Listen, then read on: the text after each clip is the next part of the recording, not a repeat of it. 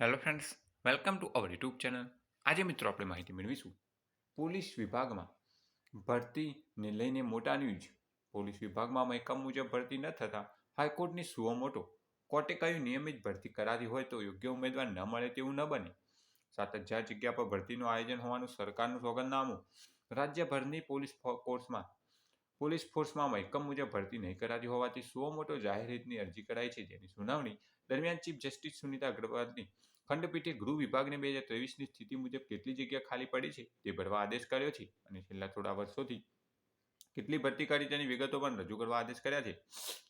સરકારી સોગંદનામામાં 7,000 પોલીસ કર્મચારીઓની ભરતી કરવાનું આયોજન હોવાની રજૂઆત કરી છે, પરંતુ હજુ સુધી પોલીસ ફોર્સમાં 21.3% જગ્યા ખાલી પડી છે. ખંડપીઠે એવી ટકોર કરી હતી કે સરકાર નિયમિત ભરતી બહાર પાડતી હોય પણ તેમને યોગ્ય ઉમેદવાર નથી મળતા તેવું તો ન બને. સરકારે વિગતવાર જવાબ રજૂ કરવા 3 સપ્તાહનો સમય માંગ્યો છે, જેની સુનાવણી જાન્યુઆરી મહિનામાં હાથ ધરાશે. રાજ્યભરમાં પોલીસ વિભાગમાં મંજૂર કરેલા મહેકમ કરતાં વધુ જગ્યાઓ ખાલી પડી હોવા છતાં તેની ભરતી થતી નથી તેવી રજૂઆત કરવામાં આવી હતી. હાઈકોર્ટના આ મામલે સરકાર પાસે રિપોર્ટ માંગ્યો હતો. સરકારી સોગંદનામામાં રજૂઆત કરી હતી કે સ્ટેટ રિઝર્વ પોલીસ ફોર્સની 4,000 જગ્યા ખાલી.